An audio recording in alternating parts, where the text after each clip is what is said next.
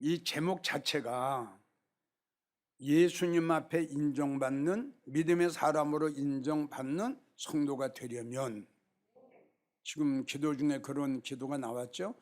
우리 믿음 생활하는 우리 모든 너나 할 거 없이 신학 박사나 큰 교회 목사나 장로나 권사나 믿음 생활 50년 60년 동안 한 거나 봉사한 거나 봉사하는 거나 결론은 딱 그겁니다. 주님께서 나를 보셨을 때에 믿음의 사람으로 인정을 하시냐 안 하시느냐, 잘 믿어주고 이해가 가면 아멘 하면 해봐요. 그 이상의 중요한 게 어디 있어요? 아무리 충성봉사를 많이 했어요, 헌금을 많이 했어요, 믿음 생활을 오래도록 했어요. 그런데 사람이 볼 때는 믿음 생활 잘하는 것 같고 사람이 볼 때는 믿음이 있는 것 같은데 예수님께서 보시니까 믿음이 없는 거라. 이게 얼마나 중요합니까? 오늘 본문을 보세요. 주님이 믿음의 성도를 찾으십니다. 인자가 이 땅에 올 때에 믿는 사람을 볼 수 있느냐? 그러니까 목사님을 비롯해서 모든 분들이, 나도 그래요. 자, 주님이 나를 보셨을 때에 정말 믿음의 목사로, 하나님의 마음에 맞는 목사로, 하나님 앞에 합한 목사로 내가 인정을 받느냐. 내가 기도할 때마다 기도하는 게 바로 그거예요. 하나님, 내가 생각을 지금 아직 모르는 것 같아요. 정말 나는 어떤 사람한테, 인간에게, 성도에게 인정받는 것보다 하나님 앞에 인정받기를 원합니다.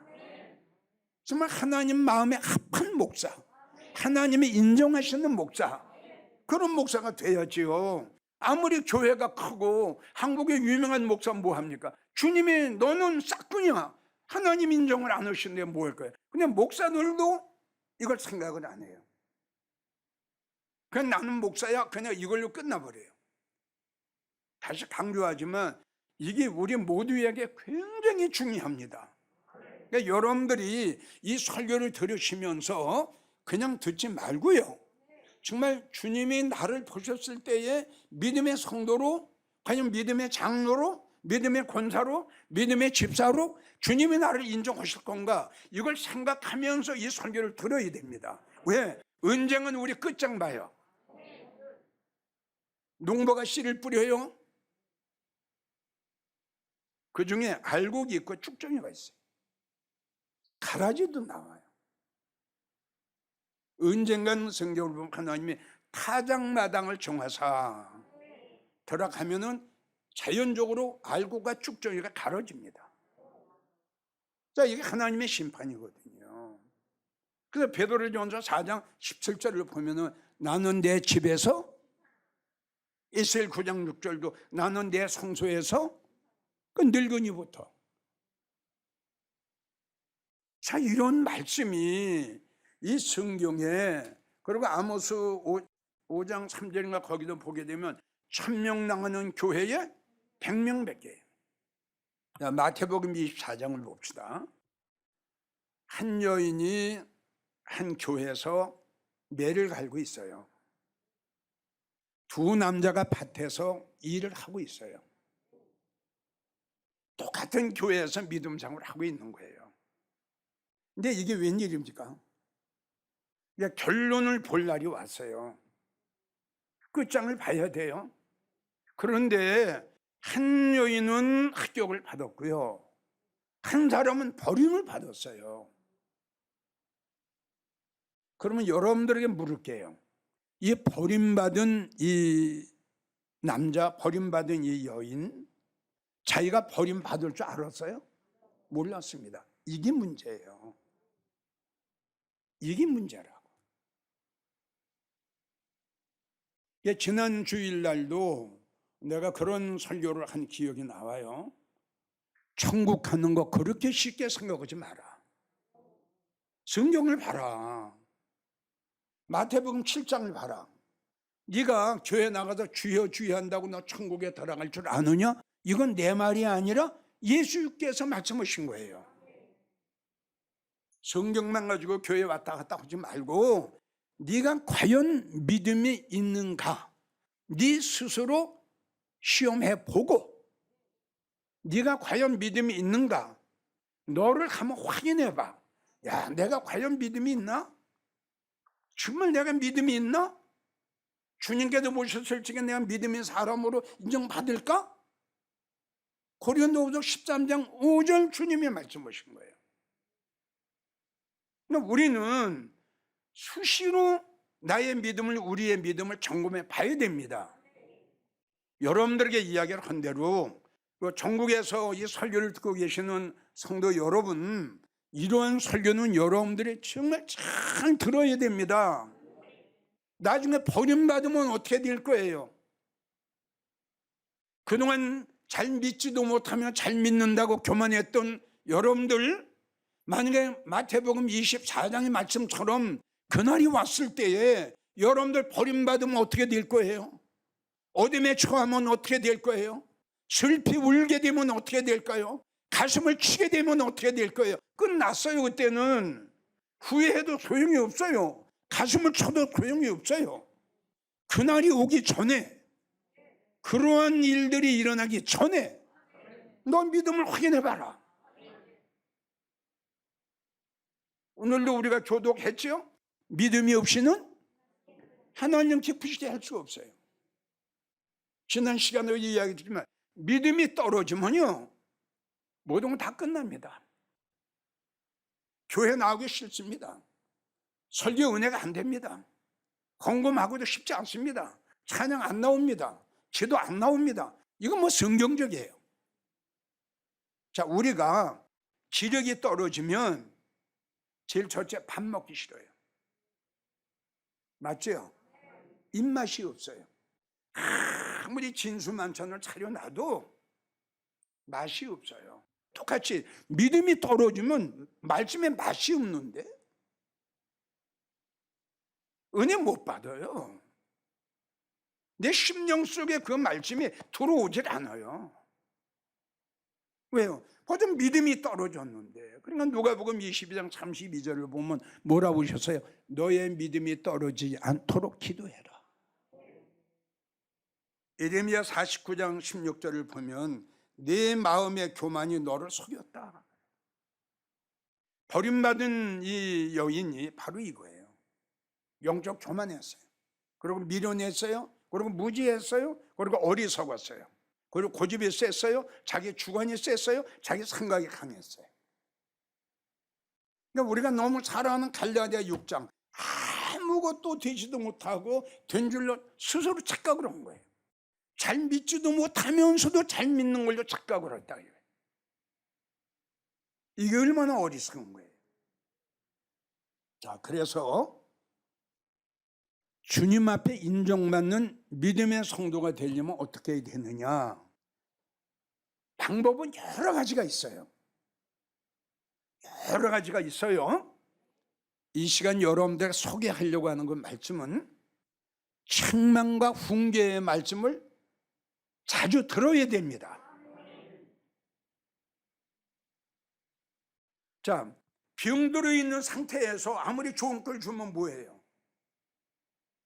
책망이라고 하는 것은 그 성도의 잘못된 것을 지적해 주는 거예요. 한마디로 말해서 치료해 줘야 돼요. 받으면 치료가 되고 받지 않으면 치료가 안 되는 거예요. 그래서 히브리 4장을 보면 하나님의 말씀은 살아 운동력이 있어 우리의 심령 속에 들어가요. 그래서 우리의 마음 속에 있는 시기, 질투, 교만 이런 것들을 싹 정리를 해줍니다. 이게 말씀의 수술이에요. 이걸 뭘로 해야 되느냐? 하나님의 말씀으로 책망을 해야 됩니다. 근데 불행하고 안타깝게도 우리 한국교회 목사들은 책망하는 목사가 없어요.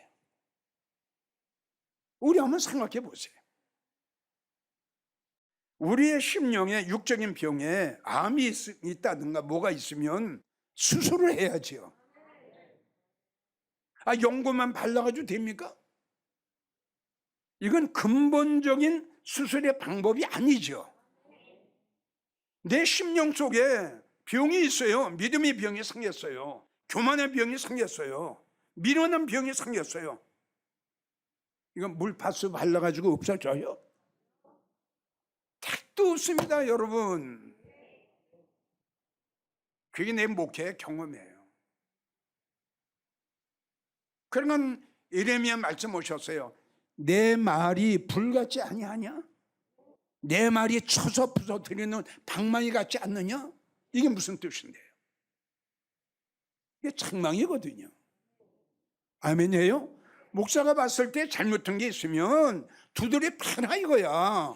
이 방망이가 언제 필요합니까? 말 안 듣는 거한테 필요한 거지. 전국에서 이 설교를 듣고 계시는 성도 여러분, 나는 이기용 목사는 단언합니다. 여러분들 철학적인, 문학적인, 웃기는 행복의, 축복의 부드러운 이 설교 가지고 절대 여러분 변화 못 시킵니다.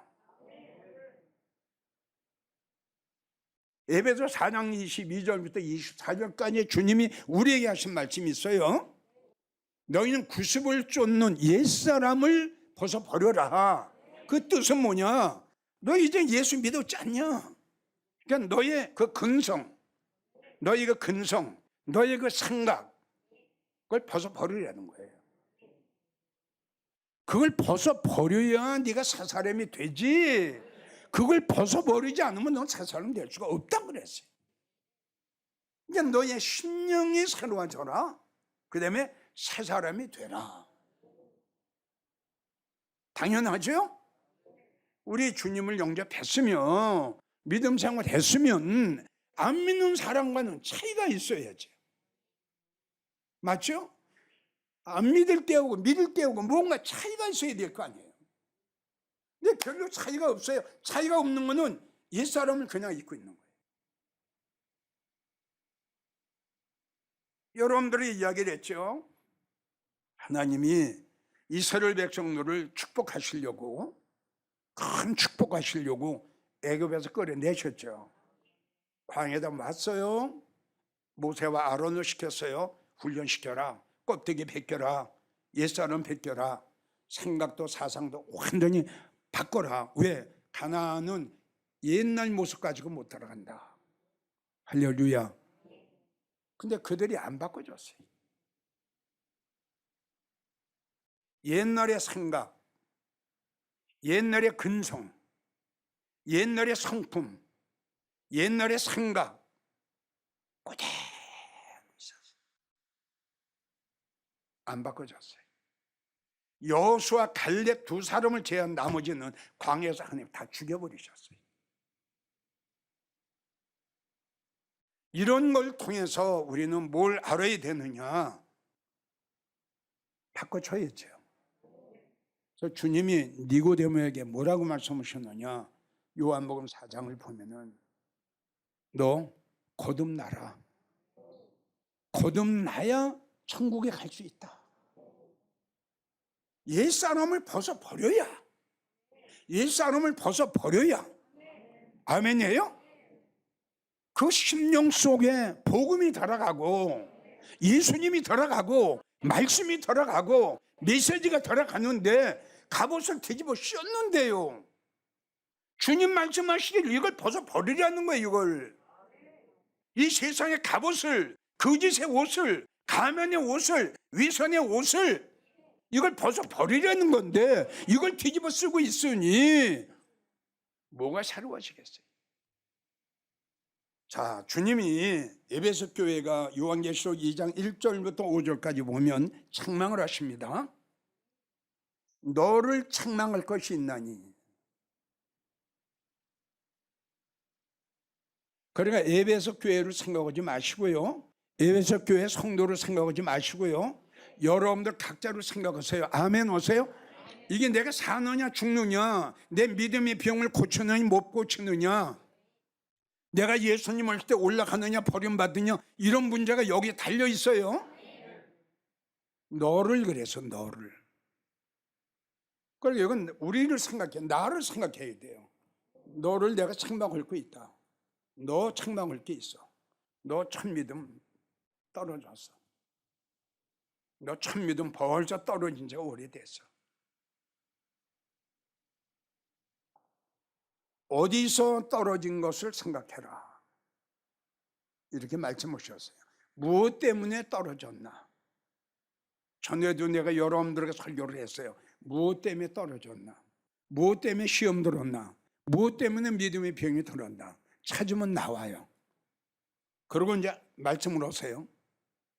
만일 그랬어요. 만일 이 말씀을 보면 나한테 책망을 받고도 네가 돌이키지 않고, 나의 책망을 받고도 내가 회개할 줄 모르고, 나의 책망을 받고도 네가 옛 믿음을 다시 찾지 않으면, 만일 그리하지 아니하면 네 촛대를 옮겨버린다. 이렇게 되면 불행해지는 거죠. 에베소 교회와 성도들에게 책망하신 책망의 말씀으로 듣지 말고, 우리 한국교회, 그리고 우리 영광제일교회, 그리고 우리 모두에게, 나에게 내가 너를 지명을 했어. 너 첫 믿음 잃었다. 잠언 1장 23절부터 30절까지입니다. 이건 길어요. 나의 책망을 받고 돌이켜라. 이 책망을 아멘으로 받으세요. 그리고 집에 가셔서 30절까지 보세요. 무서운 말씀이 있어요. 잠언 29장 1절을 보면 자주 책망을 받으면서도, 책망을 했어요. 책망을 받으면서도 책망을 안 받아요. 이 말씀을 안 받아들여요. 나는 이 설교를 준비하면서요, 그렇게 생각을 한번 해봅니다. 우리가 살다 보면은 믿음이 떨어질 때 있거든요. 또 시험 들 때 있어요. 그럼 믿음의 병이 들 때 있어요. 맞죠? 그럴 때에는 누가 지적을 해줘야 돼요. 그렇지 않으면 나는 마냥 내가 믿음이 떨어질 수밖에 없어요. 그러면 성도 중에 둘이에요. 두 가지 종류예요. 책망을 했죠? 어떤 성도는 아멘을 받는 성도가 있는가 하면, 어떤 성도는 아멘을 받지 않는 성도가 있는가 하면, 세 번째는 책망하는 것을 거역하는 성도가 있어요. 이 둘은 다 빨리 주님 말씀같이 어디서 떨어진 것을 찾아 회개하지 않으면 이 말에 해당되는 거예요.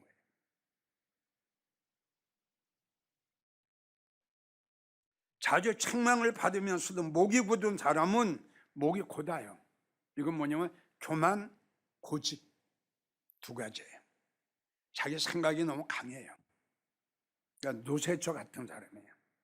마지막에 경고 받았죠. 그게 책망이고 경고거든요. 경고를 받았는데도 그 경고의 말씀을 안 받아들이는 거예요. 자주 책망을 받으면서도 목이 곧은 사람, 교만한 사람, 자기 주관이 강한 사람, 자기 생각이 강한 사람 안 받아요. 그런데 그런 성도에게 갑자기 언젠가는 어려운 일이 당해요. 갑자기 패망을 당하나 피하지 못해요. 피할 수가 없어요. 자, 여러분들은 이런 성도가 됐으면 좋겠어요. 잠언 6장 23절을 보면 대저 명령은 등불이요. 살아나는 거예요. 이제 다시 꺼졌다가 다시 살아나는 거예요. 믿음이 살아나요. 하나님의 말씀은 빛이요, 생명이에요. 훈계와 책망은 곧 생명이다. 사는 길이에요. 책망은 바로 생명이라고 그랬어요. 이 말씀을 받아야 돼요. 잠언 25장 12절 말씀, 지혜로운 자의 책망은, 슬기로운 자의 책망은 그 책망을 듣는 자의 귀에 금고리와 같고 금장식과 같다. 그냥 이거는 영적으로 큰 축복을 받는 거예요.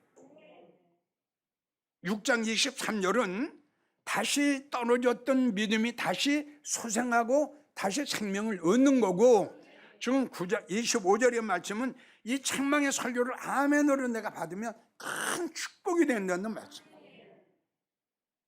목사님들은 교회 건축도 중요하고 교회 부흥도 중요하지만 이제야말로 이제는 정말 옛날에 그동안 해왔던 웃기는 설교, 부자 되는 설교, 행복의 설교, 수독하시고 이 시대에 맞는 설교를 하세요. 목사님들, 우리는 어그러진 길로 가는 성도를 바른 길로 인도하고 사망의 길로 가는 것들을 생명의 길로 인도하고 죽을 수밖에 없는 성도를 살려주는 것이 우리 목사의 사명 아니에요? 근데 왜 책망할 줄 모릅니까? 자, 마태복음 25장을 봅시다. 등불이 꺼져 가니 했죠. 자, 불행해졌죠? 여기서 우리가 뭘 목사는 발견해야 되냐? 아하. 자, 그럼 미련한 성도가 자기 믿음이 떨어진 거 알았어요? 몰랐어요? 성령 소멸된 거 알았어요? 몰랐어요? 믿음이 병든 거 알았어요? 몰랐어요? 그럼 등불이 꺼져가는 그러한 미련한 성도에게 목사가 한두 번쯤 책망을 하고 권고를 하고 훈계를 해줬으면 아멘이에요? 아하, 내가 등불이 꺼져갔구나, 내가 믿음이 떨어져 가는구나, 이걸 알았을 거 아닐까, 이 생각을 내가 해봐요. 아멘이에요? 한두 번쯤 책망을 해줬으면, 듣든지 안 듣든지 말이에요, 한두 번만 책망, 등불이 꺼져 갑니다. 장로님, 믿음이 떨어져 갑니다. 한두 번만 책망을 하고 권면을 했으면 이렇게 버림받지 않았지 않겠습니까? 목사님들은 어떤 성도를 불문에 놓고 훈계하고 책망할 것이 있으면 눈치 보지 말고, 성도들 눈치 보지 말고 알려줘야 됩니다. 그래야 성도를 살리는 거예요. 믿어지면 아멘 하세요. 그냥 암 환자한테 그냥 내버려두면 암에 걸려도 죽지요.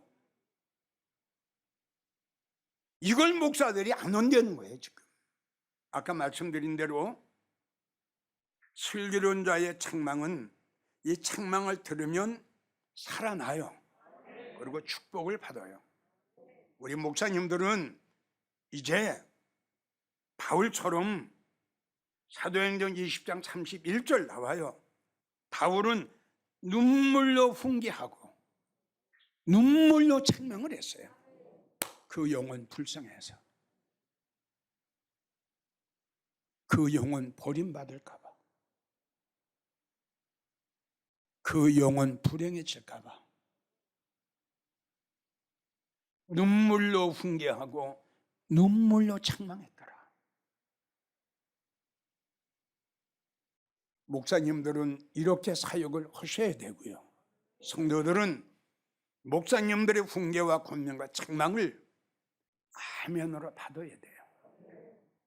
여러분들은 미련한 성도가 되지 말고 하나님의 훈계, 책망의 말씀을 잘 받아서 살아나는, 생명 있는 축복을 받는 여러분들이 되기를 간절히 축복합니다.